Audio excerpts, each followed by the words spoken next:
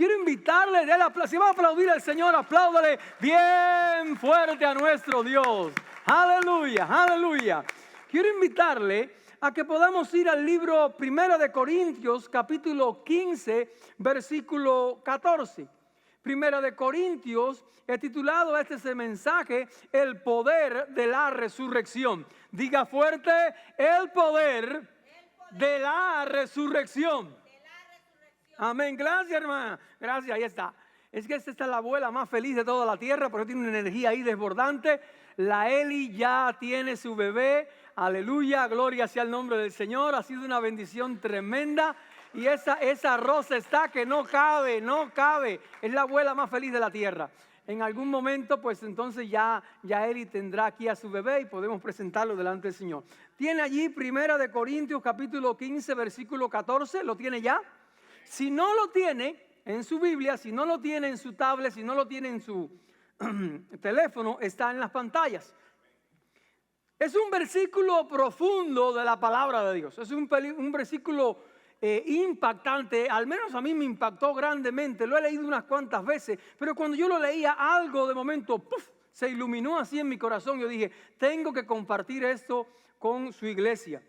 Dice: y si Cristo no resucitó, porque había discrepancia que si había resurrección entre los muertos, y dice la Biblia, y si Cristo no resucitó, vana es entonces nuestra predicación. Lo que los discípulos hablan acerca de Jesús se volvería vano, porque si Cristo no resucitó, ¿de qué sirve entonces hablar? Pero más profundo dice, vana también es nuestra fe. Voy a leerlo una vez más. Y si Cristo no resucitó de entre los muertos, vana es entonces nuestra predicación, vana también es nuestra fe. Todas las personas en el planeta Tierra te pueden decir, no, porque yo tengo fe en Dios. Yo creo en Dios. Pero la fe tiene que estar respaldada. Diga fuerte, respaldada.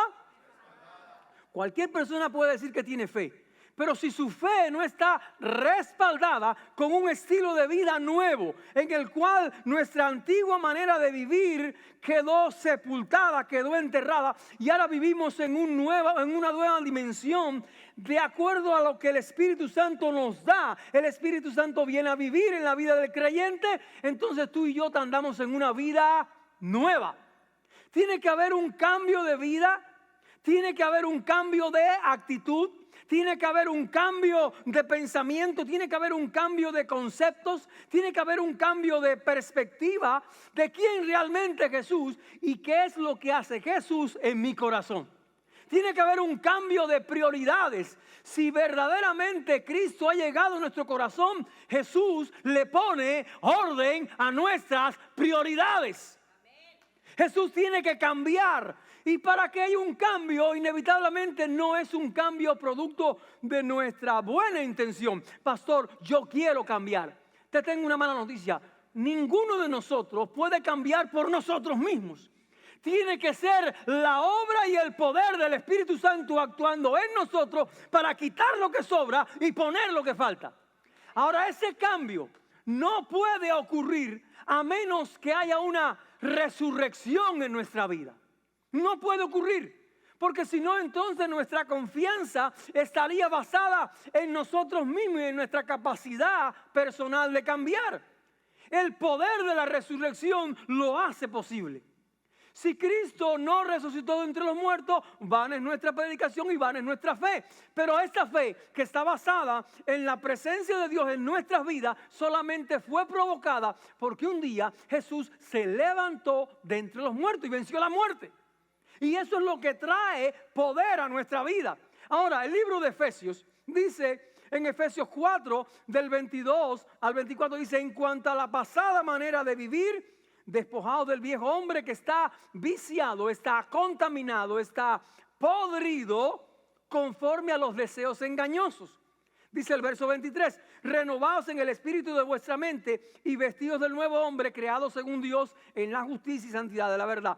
Eso no puede ocurrir a menos que el poder de la resurrección, el poder que levantó a Cristo de entre los muertos, esté en mi vida. No puede ocurrir. Entonces, hay poder en la resurrección de Jesús. Y ese poder está siendo de alguna forma silenciado. ¿Por qué? Porque la sociedad de hoy está reduciendo el estatus de Jesús. Está reduciendo la condición de Jesús simplemente a una figura histórica.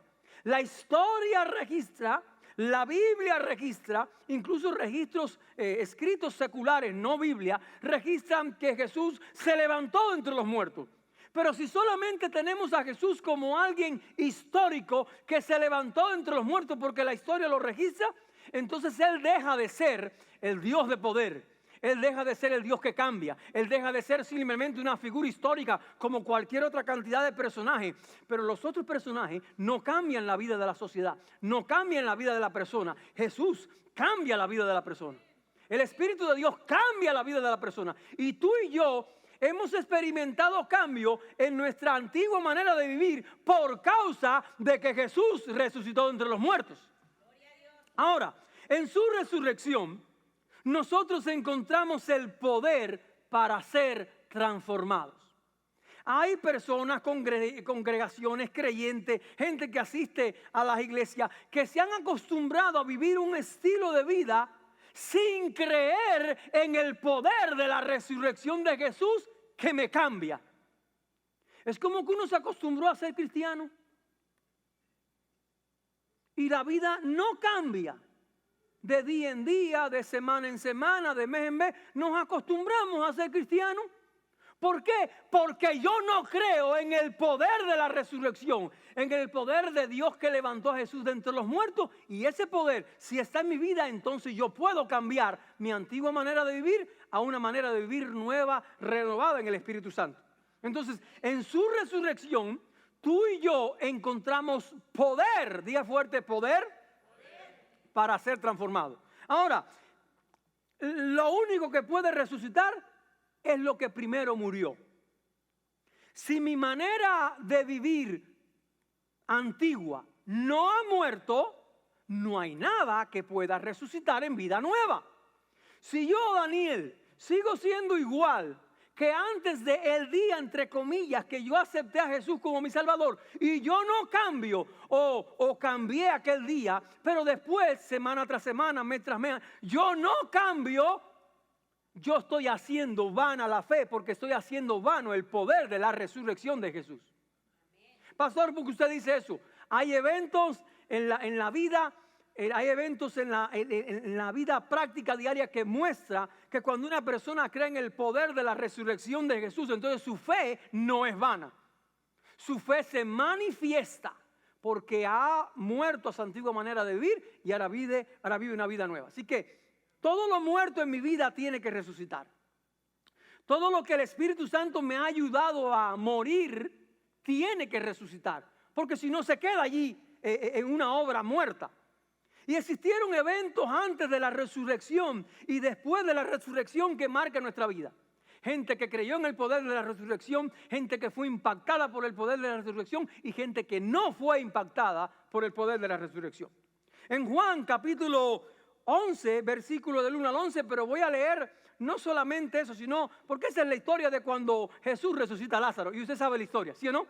¿Sabe la historia cuando Jesús resucita a Lázaro? Pero vamos a enfocarnos en lo que viene en el versículo 32 a 35 para economizar espacio.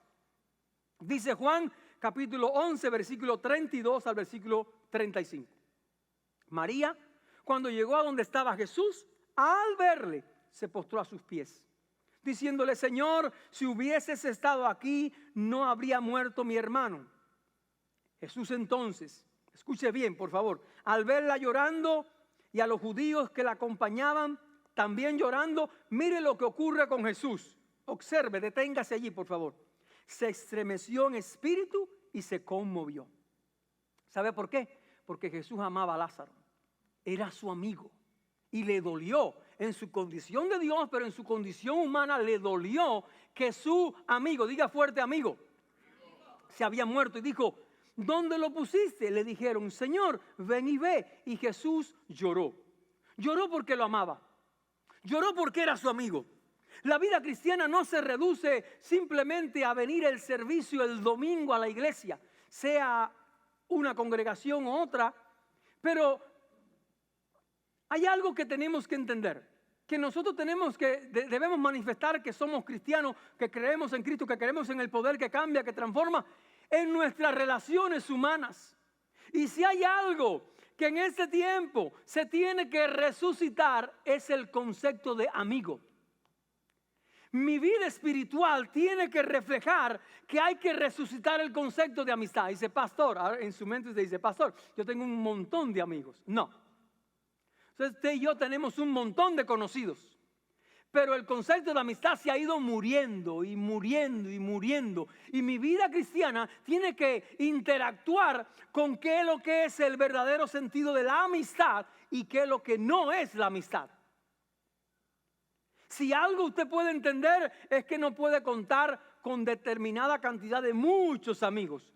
Cualquiera de nosotros pudiera hacerse la pregunta, ¿con cuántos amigos puedes contar de manera segura? En Cristo. ¿Con cuántos amigos puedes contar de manera segura? Hoy los, entre comillas, amigos se traicionan por alcanzar posiciones, por recibir privilegios, por ganar algo a cambio. Sin embargo, en Cristo, cuando usted tiene un amigo en Cristo, usted puede sentarse a orar por esa persona. Puede compartir sus luchas, puede compartir el dolor, puede compartir las preocupaciones porque usted tiene una amistad en Cristo. Que no es la amistad la que, mire, las amistades que no son en Cristo generalmente son amistades condicionadas. Pero la amistad que es en Cristo es incondicional. Y la amistad en Cristo no te va a decir exactamente lo que tú quieres oír, pero sí te va a ayudar a crecer, sí te va a ayudar a madurar. Tú y yo tenemos que buscarnos gente que nos aporte espiritualmente, que nos enriquezca espiritualmente, que nos ayude espiritualmente. Y hay un versículo de la Biblia que dice, Proverbios capítulo 27, versículo 17, si mi hermana me lo pone ahí, por favor. Dice, como el hierro se afila con el hierro, así un amigo se afila con el amigo. Voy a leerlo, como el hierro se afila con el hierro, dos hojas, dos cuchillos. Así un amigo se afila con un amigo. Escuche bien, en el proceso de afilar hay un cierto nivel de desgaste, ¿sí o no, no? O sea, cuando un cuchillo se afila, yo prefiero desgastarme con un amigo que no oxidarme por no tener amigos que me afilen, que me saquen provecho, que me afilen espiritualmente.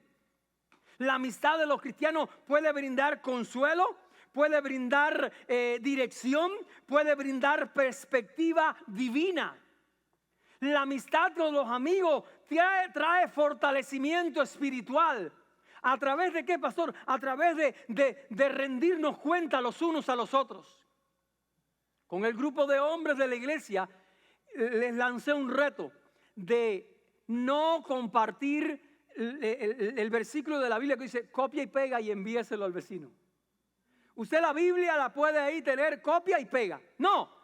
Escribe el versículo bíblico sobre el cual reflexionaste. Hoy escríbelo y se te va a meter en la mente nada más que de escribirlo y compártelo con otra persona. Y que esa otra persona te comparta su versículo bíblico. ¿Qué estamos haciendo? Estamos edificándonos mutuamente. Estamos fortaleciendo mutuamente. Yo comparto el versículo bíblico del cual Dios me habló con Albert y Albert me comparte el versículo bíblico a mí.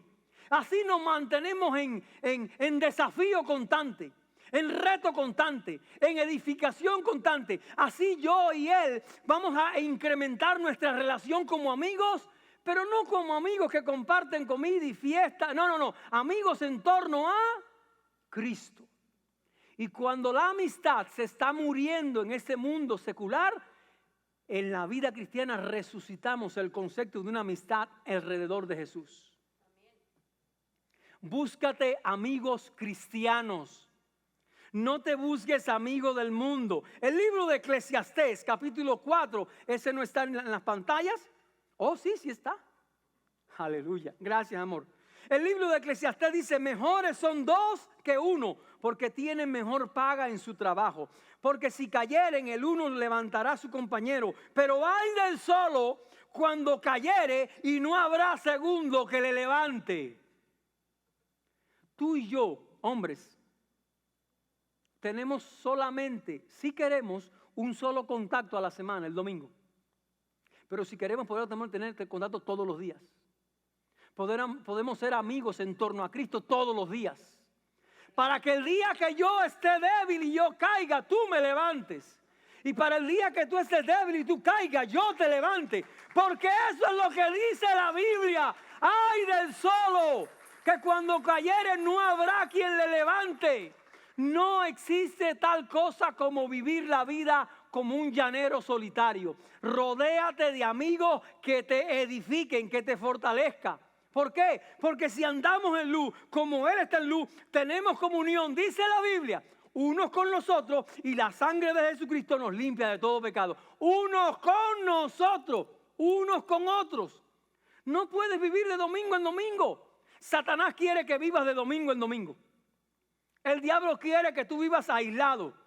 Pero hay beneficio cuando nos sacamos filo mutuamente. ¿Qué hace usted cuando un cuchillo no tiene filo? Lo desecha. En Estados Unidos se compra uno nuevo, ¿sí o no?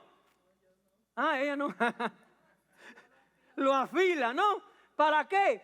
Para que sea más eficiente. Para que sea más útil. Cuando un cuchillo empieza a perder el filo porque se melló, se le hicieron grietas. Oiga, yo no quiero salir al cesto de la basura. Yo quiero estar constantemente rodeado de hombres que me saquen filo, que me hagan ser eficiente, que me hagan ser útil, que me hagan que yo sea una bendición para otra persona más. Yo necesito que la escritura se cumpla en mi vida. A Jesús se le ocurrió que en andar juntos hay bendición. Dice, donde quiera que estén dos o tres reunidos en mi nombre, ahí estoy yo. Donde quiera que haya dos o tres unidos en mi nombre, pastor, yo no puedo estar con usted el día entero. Sí, por distancia, pero aprovecha el plan de telefonía que pagaste. ¿Para qué pagas internet? ¿Para ver redes sociales? ¿Para ver quién fue a tal restaurante? ¿Para ver una foto? ¿Para ver un video? Úsalo para andar juntos en el Espíritu. Úsalo para edificación mutua en el Espíritu.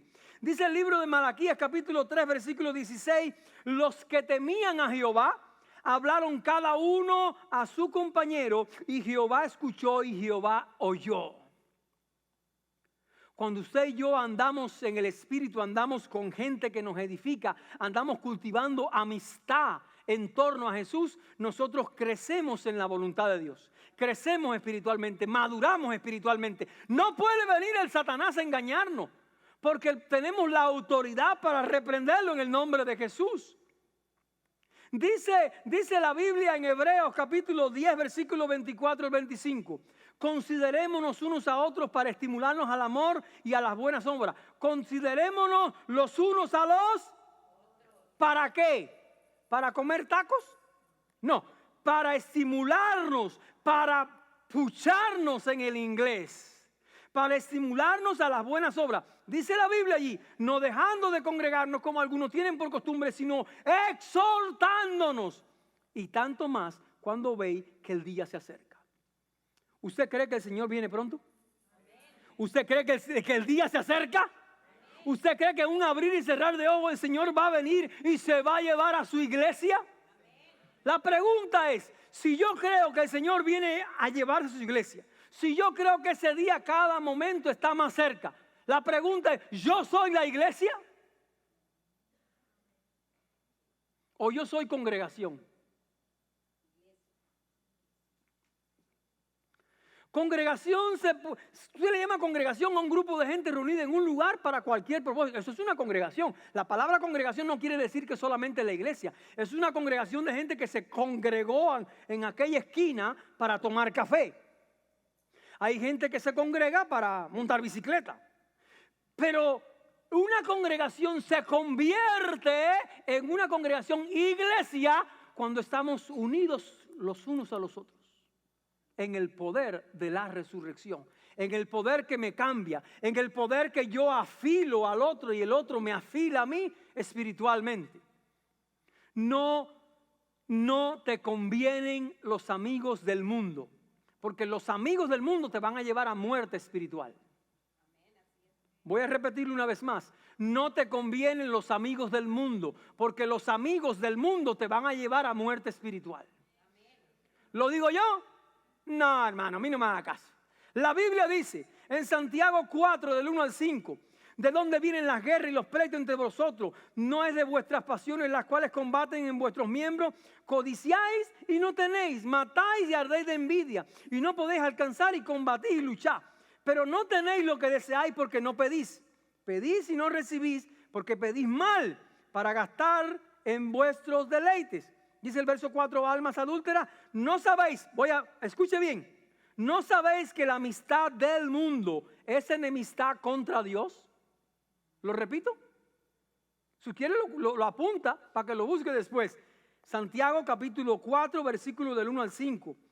Dice el 4, ¿no sabéis que la amistad del mundo es enemistad contra Dios? Escuche, voy a seguir leyendo Biblia. Cualquiera pues que quiera ser amigo del mundo se constituye enemigo de Dios. ¿O pensáis que la Escritura dice en vano, el Espíritu que Él ha hecho morar en nosotros nos anhela celosamente? El Espíritu Santo te anhela celosamente. El Espíritu Santo que ha sido depositado en tu vida te anhela celosamente. No te quiere compartir con el mundo. El Espíritu Santo quiere tenerte para Él solito. No quiere que el espíritu del mundo entre en ti. Él quiere que todo tu ser esté lleno de la presencia del Espíritu Santo. No te conviene. Dice el consejo de Dios, por si alguno de nosotros está siendo tentado a rechazar la porción de la Biblia que te estoy diciendo. No améis al mundo ni las cosas que están en el mundo. Primera de Juan 2, 15 al 17. Si alguno ama al mundo, el amor del Padre no está en él. Porque todo lo que hay en el mundo, los deseos de la carne, los deseos de los ojitos y la vanagloria de la vida, no proviene del Padre, sino del mundo. Y el mundo pasa y sus deseos, pero el que hace la voluntad de Dios permanece para siempre. ¿Alguien aquí quiere permanecer para siempre? No me refiero aquí en la tierra. Me refiero permanece para siempre en la eternidad, para cuando Jesús venga a buscar a su iglesia, tú y yo nos vayamos con Él. Eso es para siempre, en la eternidad. Solamente mi vida puede empezar a rechazar la amistad con el mundo cuando el poder de la resurrección de Cristo me cambie. Si el poder de la resurrección de Cristo no me cambia, el mundo me va a cambiar. Y yo entonces seguiré los patrones del mundo, la filosofía del mundo, la manera de pensar del mundo y no la manera de pensar de Dios. El poder de la resurrección de Cristo trae poder a mi vida para yo cambie mi antigua manera de pensar. Tú y yo no podemos seguir pensando a la manera antigua antes de conocer a Jesús. Y ya después que llegamos a Jesús, la gente no cambia así con chasquear los dedos. No. Tú y yo estamos en un proceso de ir cambiando, ¿sí o no? Pastor, yo cambié cuando conocí a Jesús. No me refiero a ese cambio, me refiero a un cambio diario. Un cambio de buscar a Dios diariamente. Un cambio de hacer morir las obras de la carne y que seamos resucitados en vida nueva cada día, cada semana. Preocúpate, Danielito, preocúpate, Daniel, cuando de semana en semana siga igual. Preocúpate cuando esté viviendo de memoria, de cuando yo cambié, cuando yo conocí a Cristo. Del pasado nadie puede vivir. Cristo quiere que tú y yo hacemos morir obras de la carne cada día y cada día experimentemos el poder de su resurrección. La hija de Jairo Marcos capítulo 5, versículos a partir del capítulo 5, pero voy a leer solamente el 38 al 42. Marcos 5, 38 al 42. Y vino a la casa del principal de la sinagoga y vio el alboroto y a los que lloraban y lamentaban mucho. 39. Y entrando él les dijo: ¿por qué alborotáis y lloráis? La niña no está muerta, sino duerme. 40. Escuche bien. Y se burlaban de él. ¿De quién se burlaban? ¿De quién se burlaban? De Jesús. Usted sabe lo que estoy leyendo, ¿no? ¿De quién se burlaban? De Jesús. Mas él, echando fuera a todos, escuche bien a quién entró: al padre, a la madre de la niña y a los que estaban con él. Al padre, a la madre y a los que estaban con él. A la familia. Hoy la familia se está destruyendo cada 30 segundos, al minuto, constantemente. Tú y yo tenemos que rescatar espiritualmente a nuestra familia. Nuestra familia tiene que estar constantemente en Cristo. Es tiempo de resucitar el concepto de familia en Cristo. A veces nosotros nos dejamos guiar, no porque vino el primo inconverso. El primo inconverso, si te separa de Dios, no se está refiriendo a eso la Biblia. Es la gente que está en Cristo. Si no, el concepto de hermanos en Cristo no fuera superior a hermanos de sangre. Usted puede compartir con los hermanos de sangre aquí en la tierra, pero solamente compartirá por toda la eternidad con los hermanos en Cristo. Porque somos hijos del mismo Padre. Porque hemos sido resucitados en vida nueva. La gente no te puede apartar de los caminos de Dios por mucho apellido que le corra por las mismas venas. Tú y yo tenemos una meta y es el cielo.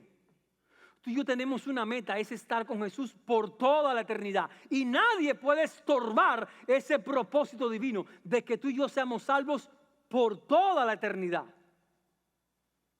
Efesios capítulo 4, verso 32, nos insta a ser bondadosos y compasivos unos con otros y perdonados mutuamente, así como Dios nos perdonó en Cristo.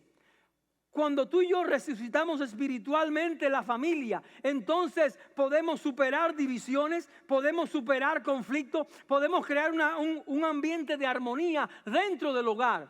Escuche bien, el hecho de que alguien sea mamá, papá, suegro, nuera, cuñado, sobrino, primo, no significa que haya armonía a pesar que haya lazos de sangre. El único que puede poner armonía en una familia es Cristo Jesús. Porque usted y yo conocemos familias que se han dividido, hijos, hermanos, primos, sobrinos, mamá, papá, por una herencia, por una mala interpretación, por cualquier cosa se separan. Pero en Cristo, nueva criatura somos.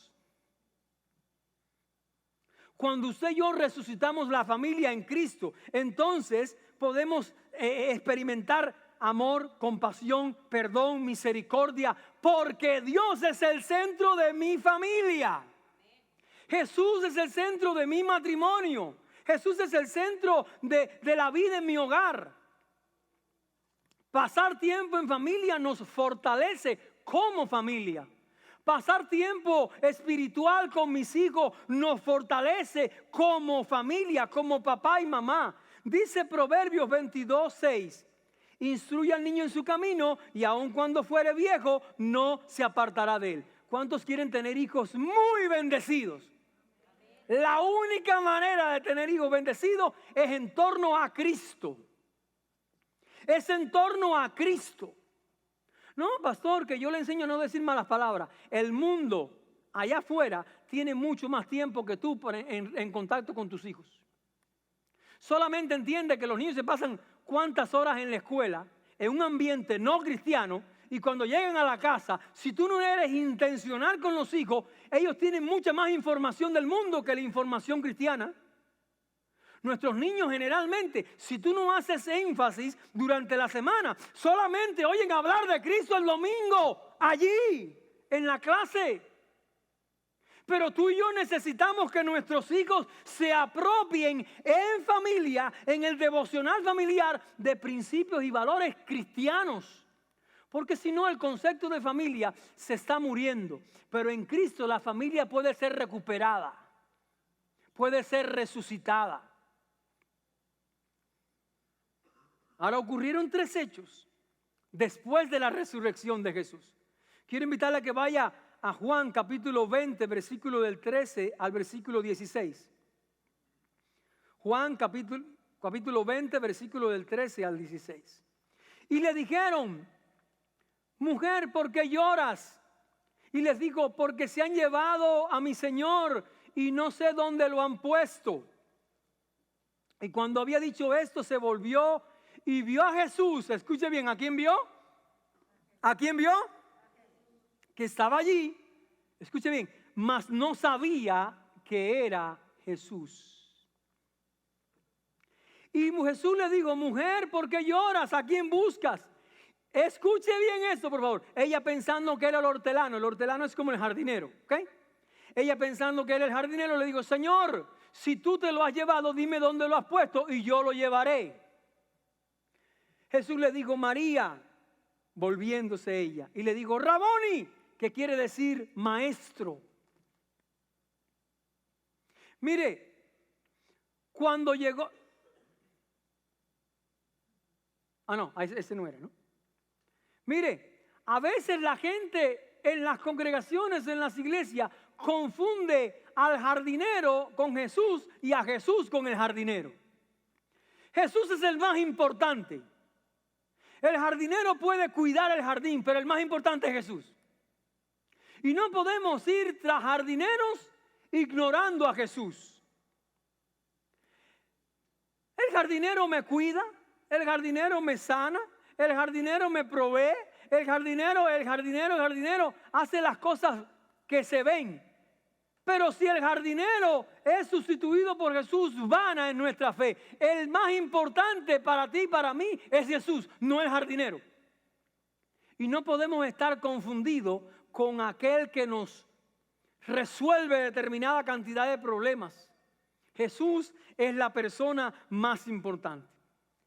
Cuando tú y yo no tenemos duda de quién es Jesús y que Jesús no es el jardinero, entonces nosotros entendemos verdaderamente que Jesús es el quien yo necesito, porque Él me da perdón, Él me restaura espiritualmente, Él me pasa de enemigo de Dios a amigo de Dios. Él es la persona que yo necesito. Él es el que logra que yo tenga confianza en Él, porque Él tiene el control de todo, Él tiene autoridad sobre todo. Yo me puedo entregar totalmente a Jesús cuando yo no debiera entregarme totalmente al jardinero. No podemos confundir al jardinero con Jesús. No podemos confundir a Jesús con el jardinero. Porque si no, nuestro compromiso con Dios será parcial. ¿Usted conoce a alguien que tenga un compromiso parcial con Dios? ¿No conocen a nadie? Voy a hacer la pregunta de nuevo. ¿Usted conoce a alguna persona que tenga un compromiso parcial con Dios? Que no sea un compromiso total con Dios, sino que sea: con este nivel de compromiso parcial yo sobrevivo. Cuando yo entiendo de que Él no es el jardinero, que Él es Dios, entonces mi compromiso es total con Dios. Yo puedo tener compromiso parcial con el jardinero, pero mi compromiso es total con Dios. Porque Él, yo sé que no es un mero hombre, Él es Dios en carne. Yo sé que Él no es algo, Él es Jesús. Que el Espíritu Santo, Él es el único que viene a darme vida y vida en abundancia. Pastor, pero yo soy el que trae la comida a la casa. El Espíritu Santo es el único que puede darme vida y vida en abundancia. Pastor, yo soy el que sé guiar mi matrimonio, el que sé guiar la educación de mis hijos. El Espíritu Santo es el único que puede dar vida y vida en abundancia. No podemos confundir a Jesús con el jardinero ni al jardinero con Jesús. Quiero llevarte a discípulos que se escondieron. Juan capítulo 20 versículo 19. Voy a leer. Dice: cuando llegó la noche de aquel mismo día el primero de la semana estaban las puertas cerradas en el lugar donde los discípulos estaban reunidos. ¿Por qué estaban reunidos los discípulos allí? ¿Por qué? Por miedo. Llévese la palabra esa, miedo. De los judíos vino Jesús y puesto en medio de ellos les dijo, paz a vosotros. Lucas capítulo 24, versículo 37. Entonces, espantados y atemorizados, pensaban que veían un espíritu. Marcos 16, versículo 14. Finalmente se apareció a los 11 mismos. ¿A los 11 qué? Discípulos. Ellos estando sentados a la mesa y les reprochó su incredulidad y su dureza de corazón, porque no habían creído a los que le habían visto ¿qué? Resucitado. Mateo 10, 28, verso 17. Cuando le vieron, le adoraron, pero algunos dudaban. El cristianismo es un cristianismo cuando yo conozco verdaderamente a Jesús. Cuando yo creo verdaderamente en el poder de la resurrección, que me cambia, que me transforma, que me limpia, que me perdona, que tiene misericordia de mí, que me hace una nueva criatura, no hay temor, no hay duda, no hay dureza de corazón, no hay espanto. Pero eso lo experimentaron los discípulos. Y cuento una historia que un día estaban en el tiempo romano, estaban en un lugar escondidos. ¿Por qué? Por temor, por duda, estaban espantados porque antes, hoy en Estados Unidos a nadie lo persiguen por ir a una iglesia, ¿sí o no? ¿Sí? ¿A alguien lo persiguen por ir a una iglesia en Estados Unidos? No. O sea, no hay temor. Pero antes, al que identificaban con cristianos le podían cortar la cabeza o cogerlo de antorcha. Lo quemaban. Entonces resulta que estaban reunidos y llegan unos soldados romanos. Es una anécdota, no viene en la Biblia. Pero se ha transmitido y dice, los que no son cristianos, llegan los soldados romanos, los que no son cristianos, que salgan ahora. Y algunos salieron. Y los soldados romanos dijeron, continúen, nosotros también hemos venido a orar a Jesús. ¿Se habían convertido los soldados? Y dicen, los que no son cristianos que se salgan. Y gente con miedo, gente con duda, gente con pánico se fue. Dice, estos son soldados romanos. Se habían convertido los tipos. Dice, continúen el servicio que yo también vine a adorarle. ¿Qué puede hacer de que tú y yo sintamos temor de identificarnos como cristianos? Cuando el temor visita a alguien que ya conoció a Cristo, cuando el temor lo visita, puede impedir testimonio público, puede cancelar el testimonio público. Y entonces dejamos de ser la luz del mundo.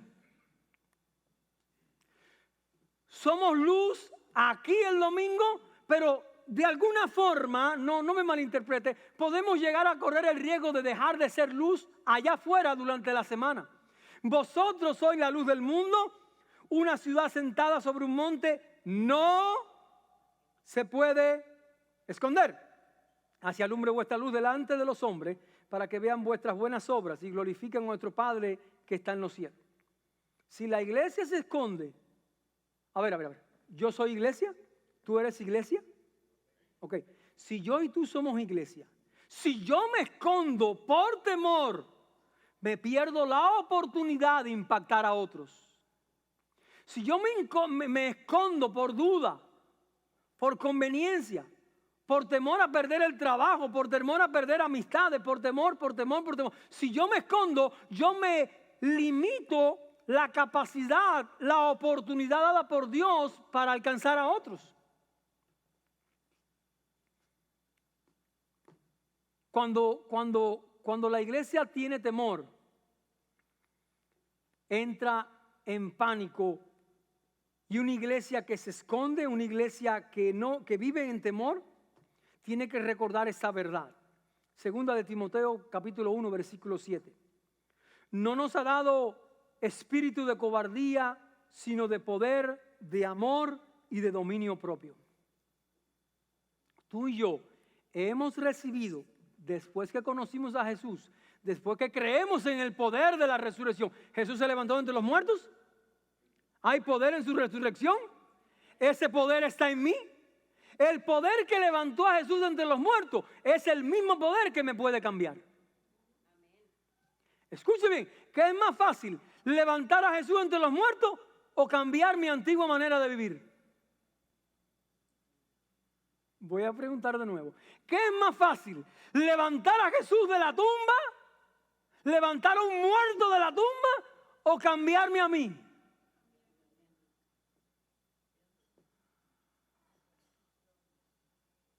Acuérdense que si Jesús no resucitó entre los muertos, si yo no creo eso, vana es mi fe y vana es mi predicación. Todo lo que yo hable de Jesús es vano, porque yo no creo que Él tenga el poder. Sí, la historia dice que se levantó entre los muertos, pero mi vida no hay evidencia de que Él me tiene ese mismo poder. No está aquí para cambiarme. Yo creo intelectualmente que el poder del Espíritu Santo, el poder de Dios levantó a Jesús de los muertos, pero ese poder yo no creo que tenga el poder para cambiarme a mí. Resucita muerto, pero no me cambia. Resucita muerto, pero no me cambia. Resucita Jesús, pero a mí no me cambia. ¿De qué poder estamos hablando? ¿Del mismo o de uno diferente? Mateo capítulo 28, versículo del 11 al 15. Y con eso estamos terminando.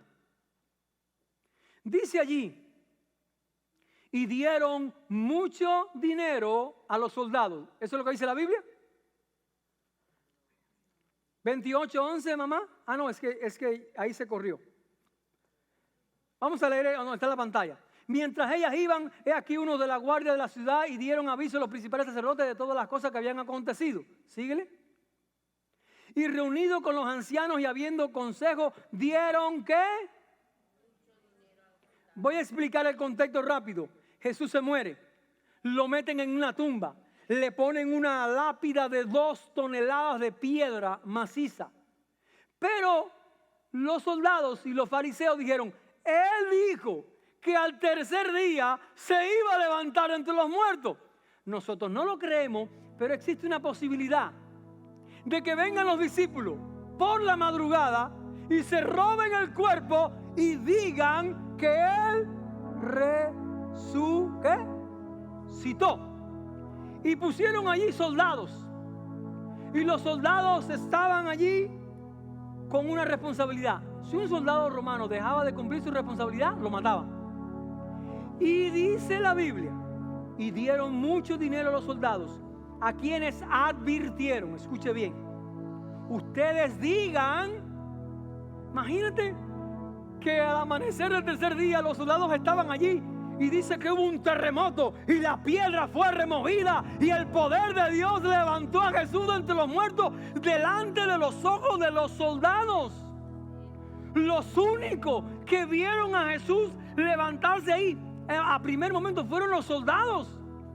No fueron los discípulos, fueron los soldados, fueron los primeros testigos de la resurrección. Y dice allí, ustedes digan que mientras ustedes dormían, algo imposible para un soldado romano, los discípulos de Jesús vinieron y robaron el cuerpo. Escuche bien. Y si el gobernador se entera de esto, nosotros los convenceremos y a ustedes le evitaremos dificultades. ¿Qué hicieron los líderes políticos y religiosos? Compraron su silencio. Los soldados fueron los primeros y los únicos que vieron cómo la piedra fue removida y cómo Jesús se levantó delante de sus ojos, pero les compraron el silencio. Le dieron dinero para que no hablaran de Jesús.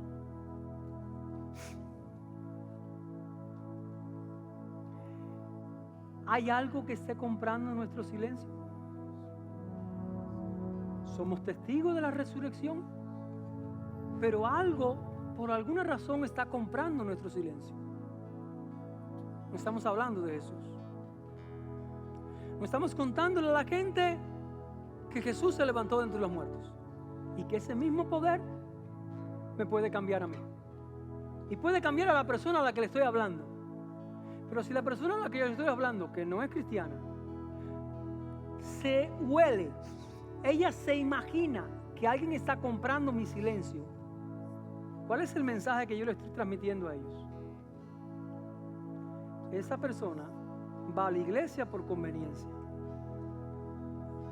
Esa persona está encontrando un doble motivo para ir a la iglesia. Pero hay algo que no me cuadra. ¿Cómo él le dice? La caja con el billete, ¿cómo es? La caja con el billete. Hay algo que no me cuadra. ¿Por qué no está hablando pública y alegremente? ¿Por qué no le emociona decirle a todo el mundo, sí, resucitó de entre los muertos y ese poder que lo levantó de entre los muertos vive en mí todos los días y cada día, de poquito en poquito me está cambiando? ¿Por qué? ¿Por qué los soldados aceptaron que le compraran el silencio por dinero?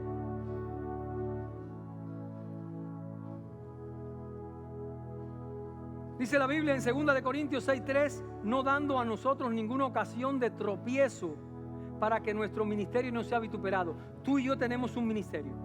Tú y yo tenemos una responsabilidad, hablar de Jesús. ¿Sí o no? ¿Tenemos la responsabilidad de hablar de Jesús? ¿Ok?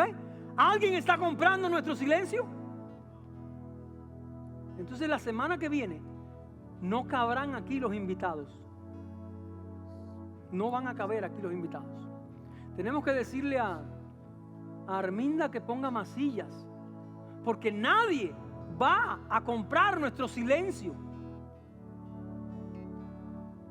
Porque nadie va a ofrecerme nada material para que yo no tenga una comunión con Jesús y yo no anuncie su mensaje. Porque el consejo de Dios es bien claro. En Mateo 26:16, ¿qué día? 16:26, perdón. Dice, no lo digo yo, usted a mí no me crea, lo que dice la Escritura. Porque ¿qué aprovechará el hombre si ganare todo el mundo y perdiere su alma? ¿O qué recompensa dará el hombre por su alma? ¿Qué te van a ofrecer? ¿Qué dinero te van a ofrecer para que te mantengas callado? ¿Qué empleo? ¿Qué salario por horas? ¿Qué posición en la empresa? ¿Qué posición en el negocio te van a ofrecer para comprar tu silencio? Para que tú y yo nos mantengamos callados. Dice la Biblia, bendito el que confía en Jehová y cuya confianza es Jehová, porque será como árbol plantado junto a aguas y junto a corrientes donde va a echar raíces. Cuando el Espíritu Santo está contigo y conmigo, tú y yo vamos a echar raíces. Y vamos a estar firmes en nuestras convicciones. Y el poder que levantó a Jesús de entre los muertos estará con nosotros todos los días hasta el fin del mundo. Que no te dé vergüenza hablar de Jesús. Voy a repetirlo una vez más. Que no te dé vergüenza hablar de Jesús. Llenemos, no tan solo para la semana que viene, hermano, porque ahora hacen un esfuerzo y llenan esto la semana que viene. A cualquiera pues que me confiese delante de los hombres, yo también le confesaré delante de mi Padre que está en los cielos. Estoy leyendo Mateo 10, 32, 33.